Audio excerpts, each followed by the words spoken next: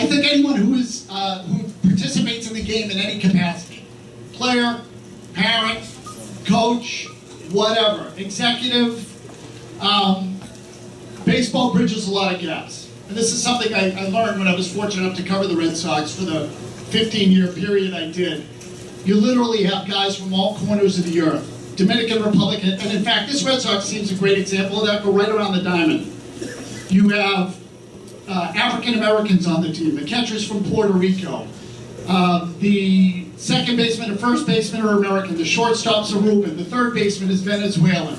On many teams, you have relief pitchers from Asia. This Red Sox team really is a melting pot, a true melting pot, and you throw all these guys in a room together, and the one common bond they have is baseball. So I think there is a similar dynamic here. Again, you all have your lives, you all have your jobs, and yet on a night like tonight, you come together because the game is really what interests you, and certainly Tufts too. In this case, the sort of marriage of the two. Again, this is the second year I've been involved in this event. Last year I spent the large majority of time ripping on Coach Casey, which honestly is like shooting fish in a barrel. It's just way too easy. So I decided I was going to stay away from that a little bit this year, unless the opportunity just presents itself that I can't resist. I wanted to share one story with you quickly from my days covering the Red Sox that people always seem to get a little chuckle out of it. It's a short, quick story. I'll make it fast. But Pedro Martinez, when he played for the Red Sox, to me was the absolute single greatest thing ever. He was a reporter's dream. He was a fan's dream. Teammates liked him. There were a lot of pluses there. Pedro wasn't perfect. He was extremely temperamental at times, and when his career in Boston ended, it was time to go. But he did come back as a member of the New York Mets in 2005. And the Boston press corps consists of a wide range of people, but always the first question at the press conference at any press conference is typically asked by John Miller of WBZ Radio.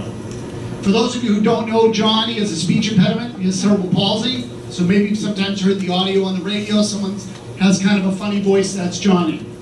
For those of you who follow politics, if you remember years ago, there was a White House correspondent named Helen Thomas who would always ask the first question. Johnny is our Helen Thomas, okay? And when Pedro came back as a member of the Mets, he pitched here at Fenway Park. He held a press conference after the game just outside the visiting clubhouse here at Fenway Park. And a number of people sort of collected or congregated around Pedro, and nobody asked a question.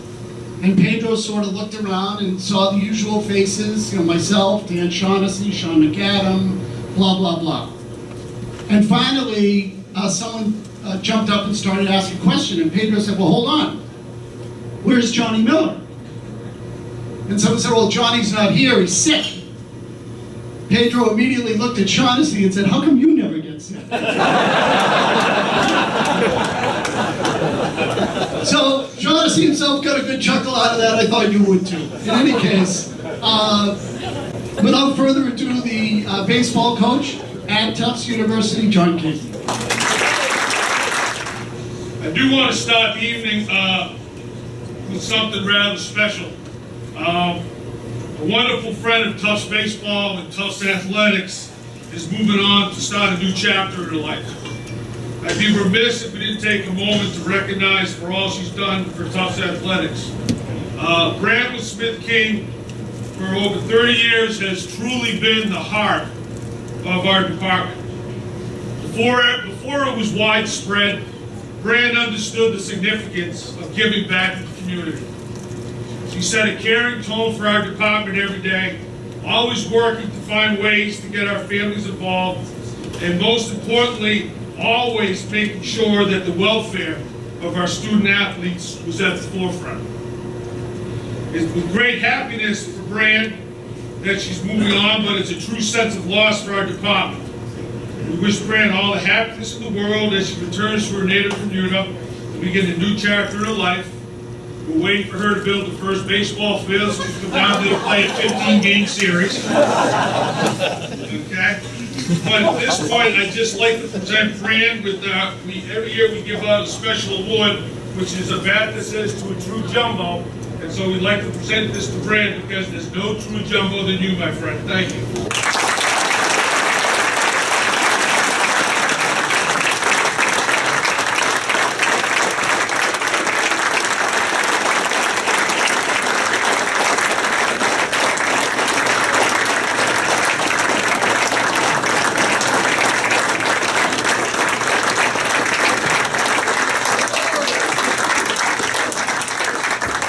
The captains of this year's Tufts baseball team, and I hope to the high heavens that I don't totally butcher these names. Even the first one, Harry Brown. Spiros Varinos, did I get that right? Varinos. Spiros Varinos and Tim Saperco, I get that one right? Saperco. Please come on up, please.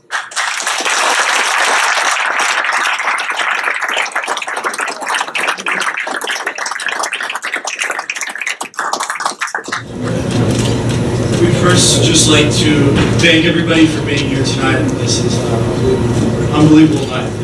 My name is Tim Spurko. I'm a senior pitcher, and we'd like to take this time to thank everybody for your support and encouragement for the team.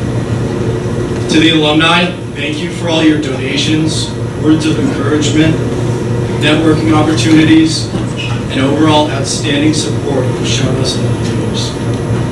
Parents and families, your efforts and care make playing this game that much more special. Our goal this year, as is every year, is to make all of you proud to be a part of Tufts baseball and to prove how hard work and grit leads to success on and off the field. Thank you, and good times.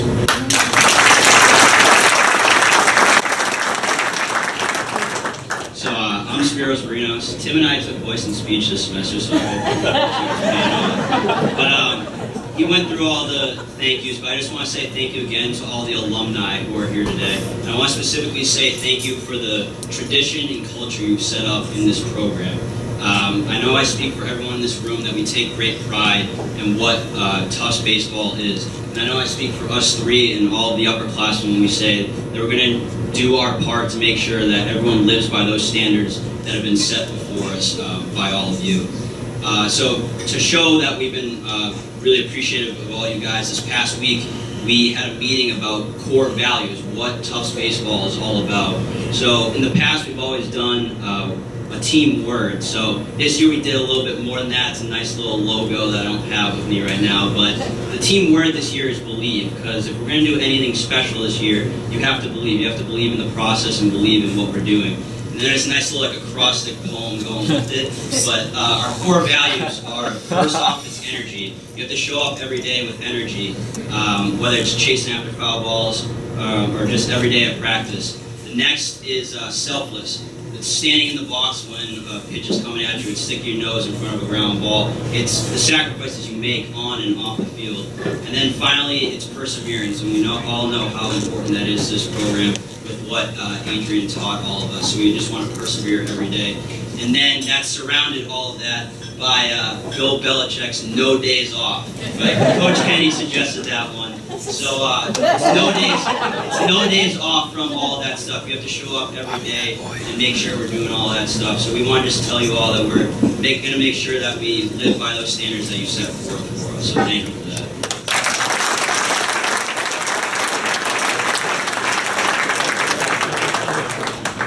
I'm Harry, and just a little bit of an outlook from our perspective on the season this year. Coming up, so it kind of starts from last year, what we have to learn from last year, and obviously Coach Ed, I think sitting here a year ago, I don't know if we would have been able to pick that either, but there's a lot to learn from it. So we have a lot of guys coming back with a lot of late season experience, which we don't definitely help us, but as Coach Casey always mentions, you're only as good as your last performance. So we definitely have some things that we want to work on, and anyone from the team last year can heard this over and over again. We had great attitude and effort last year, but we were not the best baseball players sometimes. So we're definitely hoping to continue the attitude and effort that we had last season. Won us a lot of games, and then kind of building off of working as being better baseball players. We had challenge board stuff set up in the fall. Everyone had their own things that they wanted to work on, and we really took an attitude of just really actively trying to get better as baseball players this fall. And the pace of play was good. Kind of where we're at now, had a great round of testing. Everyone passed their physical tests, the miles and swims, stair test, all the fun stuff every alumni here has always done.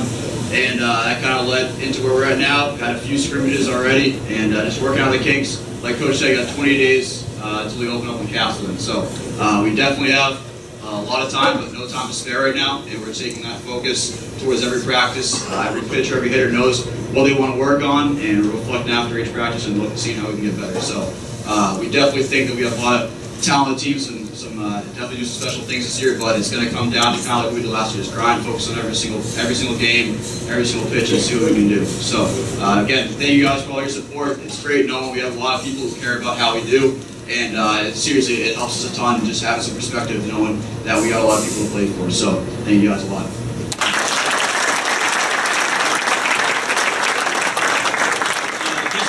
Just to finish up, so last year, Cody McCallum and Matt Moser spoke at this, and when they finish up their speech, Mose goes, "We're going to do everything we can to bring another NESCAC championship back to Tufts."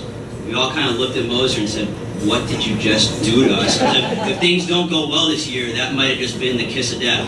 But obviously last year it worked out, so again, we're going to do everything we can to bring another NESCAC championship.